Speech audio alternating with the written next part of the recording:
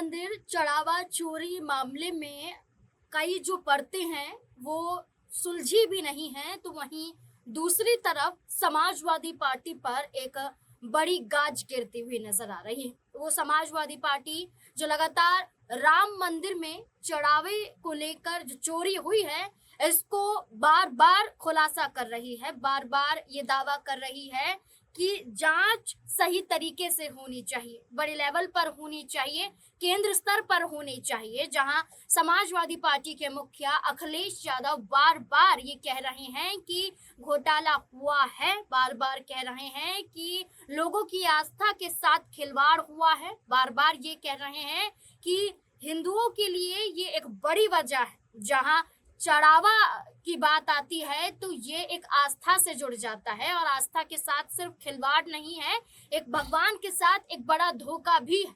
अब ऐसे में अखिलेश यादव बार बार ये कह रहे हैं, तो वहीं दूसरी तरफ उनकी ही पार्टी के पूर्व विधायक के घर पर ईडी का छापा होता है, और इस छापेमारी के बाद खुलकर अखिलेश यादव सामने आते हैं और ये कहते हैं कि यहाँ दो रवैया अपनाया जा रहा है। एक तरफ जहां सब कुछ सामने है वहां ढिलाई बरती जा रही है, तो दूसरी तरफ उनकी ही पार्टी के लोगों पर शिकंजा कसा जा रहा है। जिस पूर्व विधायक की चर्चा हो रही है उनका नाम दीप नारायण सिंह यादव है। वे झांसी के गरोठा से पूर्व विधायक हैं, और छापेमारी ईडी की हुई है, और छापेमारी जो हुई है झांसी, कानपुर, लखनऊ में हुई है, और छापेमारी में तमाम चीजों को यहाँ पर ईडी अधिकारियों द्वारा बरामद किया गया है। और इसके बाद अब देखना होगा कि क्या कुछ नया मोड़ आता है, और इसी से जुड़े हुए तमाम सवाल है, क्योंकि अखिलेश यादव खुलकर कह रहे हैं कि जहां छापा मारना चाहिए वहां पर नहीं छापा मारा जा रहा है, कार्यवाही नहीं हो रही है, लेकिन जहां नहीं होना चाहिए वहां पूरी तौर पर जो है निगरानी रखी जा रही है, जानबूझकर फंसाने की कोशिश की जा रही है, झूठे आरोप लगाए जा रहे हैं, और ये पूरा मामला आय से अधिक संपत्ति का था।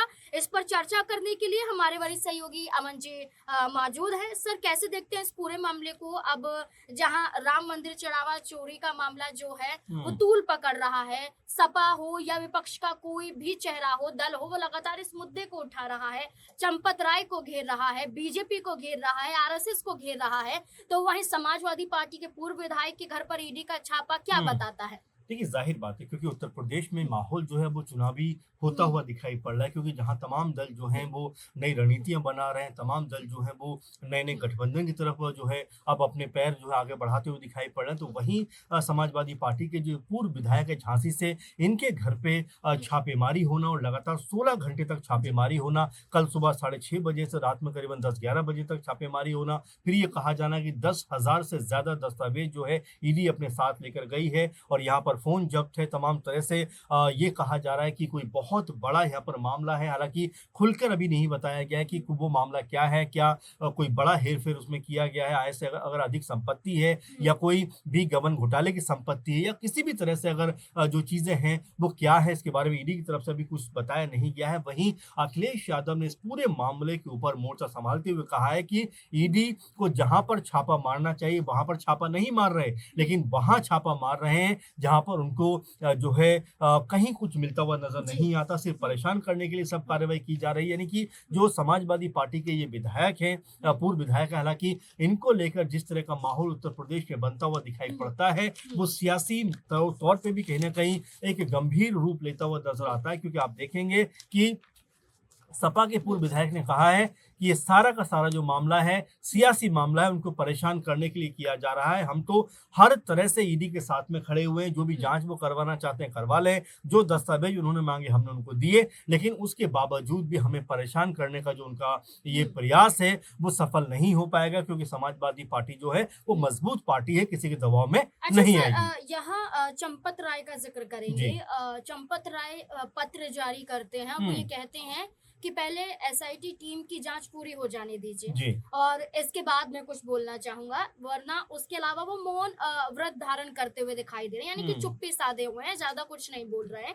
लेकिन वहीं दूसरी तरफ मीडिया से बातचीत करते हुए कई लोग सामने आ रहे हैं, जिनका ये भी कहना है कि अगर चंपत राय ने अगर चाबियां, जहां जो नोटों की गिनती होती है, जो ट्रस्ट की तमाम चाबियां हैं, अगर वो अपने ड्राइवर को सौंप रखी हैं, हुँ, तो ये वाकई चंपत राय की भी यहाँ पर मिलीभगत नजर आती है। हुँ, लेकिन चंपत राय ये कहते हैं कि उन्होंने सीसीटीवी कैमरे लगवाए। हुँ, चंपत राय का ये कहना है सारे नियम फॉलो हो रहे हुँ, थे, उनकी ही निगरानी में सब कुछ हो रहा था। तो ये सारे गबन की चीजें कहाँ से सामने आती हुँ, हैं, ये सब कुछ निकल कर सामने कहाँ से आता है। जहां अनिल मिश्रा की बात करें, उन पर एसआईटी की टीम सबूत इकट्ठा कर लेती है और ये बताया जाता है कि लापरवाही देखी गई है, हुँ, लेकिन चंपत राय के संदर्भ में कोई भी यहाँ पर सबूत नहीं दिखाई देते हैं। तो हुँ। क्या दर्शाता है ये? देखिए, अभी तो जाँच चल हुँ, रही है, अभी तमाम चीज़ें हुँ, आना बाकी हैं और जो बात लगातार हुँ, कई लोग कहते हुए नज़र आते हैं कि देखिए,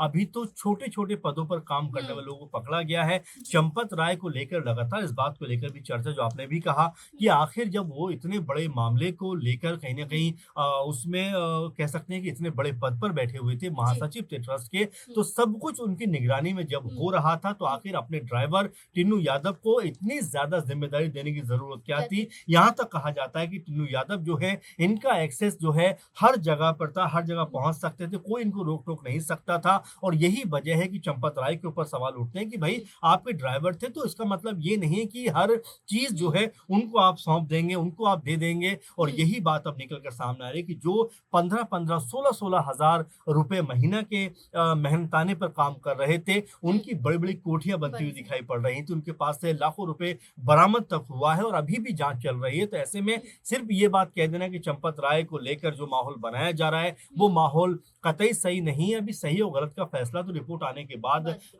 वो सामने आएगा। लेकिन जिस तरीके से अब ट्रस्ट से उनको हुँ, इस्तीफा दिलवाया गया है, जो हुँ, हालाँकि सदस्य तो हैं, लेकिन जो महासचिव का पद था, अब उनके पास वो नहीं रहा। तो बिल्कुल इसमें हैरानी की बात नहीं है कि उनकी भूमिका को लेकर भी लगातार अब बड़े सवाल उठे हैं, हुँ, लगातार जाँच हुई है और उसके बाद आप देखेंगे कि इतने दिन गुज़रने के बाद जाकर उनको उनके पद से हटाया गया है। तो ये भी गौर करने वाली बात है कि क्या जब इतने बड़े पद पर आप बैठे होते हो, आप ये कहते हैं कि भई हमने सीसीटीवी कैमरे लगवाए, लेकिन उन्हीं कैमरों के सामने जब लाखों करोड़ रुपए का गबन हो रहा था, जब तमाम सारी फुटेज सामने आई हैं, तब आपकी आँखें क्यों बंद थी? जी। तब आपने इन चीज़ों पे गौर क्यों नहीं किया? इस तरह के सवाल उठते हुए दिखाई पड़ रहे हैं। ऐसे में चंपत राय की हुँ। भूमिका अभी भी सवालों के घेरे में है। बिल्कुल चंपत राय ने बेशक ये कह दिया हो कि एसआईटी टीम की जांच पूरी हो जाएगी, उसके बाद ही वो अपनी सफाई में कुछ कहेंगे। लेकिन अभी से ही चंपत राय को लेकर ना सिर्फ विपक्ष बल्कि हर कोई सवाल खड़े कर रहा है कि बड़ी जिम्मेदारी है। यहाँ तक कि कांग्रेस पार्टी एक वीडियो जारी करती है जिसमें चंपत राय विष्णु का अवतार प्रधानमंत्री नरेंद्र मोदी को बताते हैं। तो वो ये कहते हैं कि आप ये देखिए कि कहाँ कैसे तुलना कर रहे हैं और चंपत राय किसके इशारों पर काम कर रहे हैं। ये कांग्रेस पार्टी के जरिए खुलासा किया जाता है। तो ये पूरा मुद्दा अभी एक तरह से फंसा हुआ है और जांच जारी है। दूसरी तरफ ये देखना होगा कि टीम और क्या कुछ निकाल कर सामने लाती है, क्या मामला अदालती कार्यवाही के जरिए सामने आता है, क्या कुछ निकलता है, क्योंकि अखिलेश यादव के पूर्व विधायक के आवास पर ईडी की छापेमारी ये सवाल जरूर खड़े करती है कि एक तरफ तुरंत छापेमारी हो रही है तो दूसरी तरफ ढिलाई भी बढ़ती जा रही है। अब देखना होगा कि अब क्या कुछ उत्तर प्रदेश में विधानसभा चुनाव से पहले होता है। इस पूरे मुद्दे को लेकर आप क्या कुछ सोचते समझते हैं, हमारे साथ अपनी राय जरूर साझा करें। धन्यवाद।